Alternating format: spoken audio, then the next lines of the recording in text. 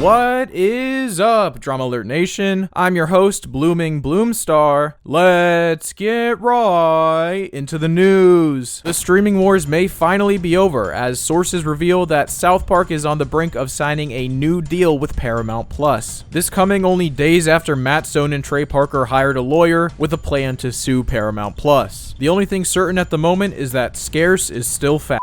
So I released that video a little over a week ago breaking down what's going on with South Park right now, but since then there have been some insane developments in this already crazy story, and I figured I'd make a quick little update video for those of you who aren't constantly checking for any news related to South Park like me. And I know that the season premiere is supposed to release literally tonight, Wednesday, July 23rd, so stay tuned for a video on that soon. So for now, let's go back to where we left off in the last video. The episodes that were supposedly getting banned were back on Paramount Plus internationally. Matt and Trey were threatening lawsuits against Paramount and Skydance because of the merger, and Paramount was still in a legal battle with Warner Brothers. So literally a day after I made that video where it seemed like a good sign that Paramount put those supposedly banned episodes back up, they decided to wipe the entire show from the platform. And I mean literally every episode of the show was just completely gone overnight with no explanation. Now, the exclusive Paramount specials were still on there, but the normal show was just completely gone. I mean, I was completely lost at this point. As I said on Twitter, I don't even know what's going on anymore. I can't understand why they would add all of those seemingly banned episodes back to the platform and give us hope that negotiations were maybe moving forward, just to remove the entire show 2 days later. So now I'm thinking, okay, maybe these negotiations with Paramount aren't going so well, and maybe the show actually will end up on Netflix or stay on HBO. And then, only 3 days after that, this seems to be confirmed when it comes out that Matt and Trey have lawyered up, and a lawsuit against the new owners of Paramount is looking likely according to inside sources. Now, reminder, I know nothing about how a fight between corporate giants like this would actually play out, but I think it's a safe assumption that it wouldn't be my first move to sue the people who are possibly about to pay me a ton of money. That does not make sense. So in my mind, it definitely didn't look good for Paramount at this point. With the show being removed from Paramount Plus and the people they're trying to make a deal with seemingly on the verge of filing a lawsuit against them, I thought there was no chance for South Park to end up on Paramount. And then, only a few hours ago at the time of writing this, it comes out that, psych, Matt and Trey just agreed to a deal with Paramount to have the show stream exclusively on Paramount Plus for 5 years. And for these 5 years, Paramount would be paying them an absolutely ridiculous $1.5 billion.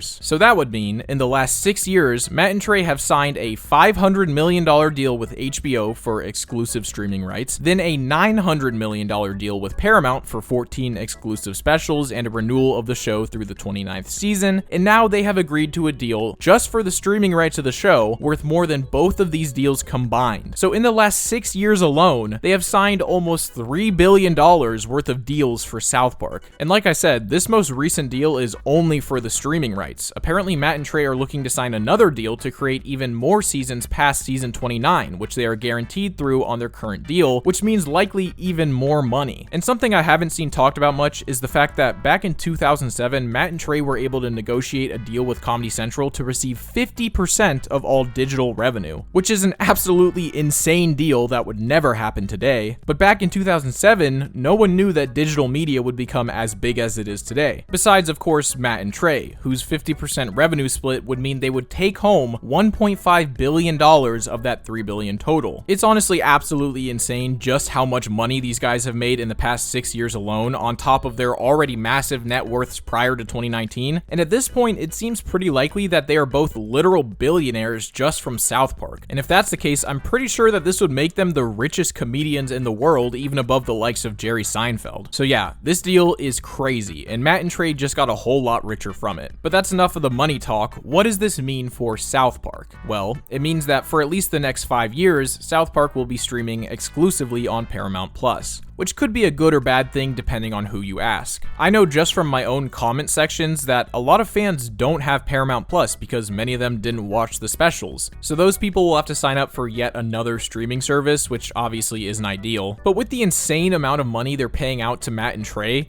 I've got to ask, what exactly is the game plan here for Paramount Plus? They've been fighting to make Paramount Plus profitable for years at this point, and apparently in the first quarter of 2025, they lost a casual $109 million, which apparently is a good sign considering they were losing a lot more in Q4 of last year. Now, once again, I know very little about economics or how these giant corporate entities operate, but it seems like they just have infinite amounts of cash to throw around as they please. So my question is this: how could it possibly be a good investment for a company that isn't even that close to being profitable to sink $1.5 billion into a single show? Now, don't get me wrong, obviously South Park is huge and one of, if not the most valuable shows you could possibly have on your streaming service, but $1.5 billion for 5 years? I almost wonder if Matt and Trey were able to leverage the fact that these lawsuits and mergers have screwed up their production schedule so much. And on top of that, the incoming executives from Skydance were meddling in their negotiations with other streaming services, which is why they threatened to sue Paramount in the first place. So to me, it almost feels like the money was about more than just the streaming rights of South Park. It kind of feels like Matt and Trey told Paramount, listen, we could take this to court right now and you guys would have to deal with another lawsuit on top of the one with Warner Brothers, or you could just bump those numbers up a little bit and we could forget about this whole lawsuit thing. Basically, it kind of feels like they settled without ever even going to court in the first place. Now, what would be really funny is if they still decided to sue Paramount even after the deal, since we haven't heard any updates regarding the whole situation since they hired the lawyer. I don't think that will happen, but it would be pretty hilarious. Now, what has me slightly worried is the fact that we still don't know if those supposedly banned episodes will be returning or not. Again, it seems very unlikely that Matt and Trey would have agreed to any more episodes being censored regardless of the amount of money being offered, and the fact that the episodes returned to Paramount before the show was removed is still a good sign in my opinion, but at this point we really don't know. You guys know how I feel about censorship, so if they don't end up on the platform, I will be incredibly disappointed. But assuming everything goes well, we should find out within the next couple of days. But on the bright side, as I mentioned before, Matt and Trey are in the process of negotiating a renewal of South Park past season 29, which is great for fans because it seems like Matt and Trey have no intention of ending it anytime soon. And of course, that's even better for me since it seems like I have job security for the foreseeable future. And with this deal, it seems like the streaming wars might finally be coming to an end for South Park. And despite the fact that a lot of the season might already be finished, I am incredibly excited for the inevitable episode or series of episodes that come out where they tackle this situation. The idea of Matt and Trey getting paid billions of dollars by Paramount to tear them to shreds, it'll be beautiful and perhaps the poetic ending that all of this deserves. Now, there still are a lot of unanswered questions. What will happen in Paramount's lawsuit with HBO? Do Matt and Trey still plan on suing the new executives at Paramount? How will the merger with Skydance play out? Why was Pip on the banned episode list? Seriously, I can't figure this one out for the life of it. But honestly, I don't really care about any of that anymore since it shouldn't impact the creation of new South Park. And with the new episode airing tonight,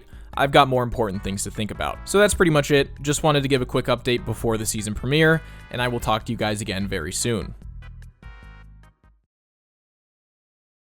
But honestly, I wouldn't be that upset if they kept the Pip episode banned. Okay, I said it.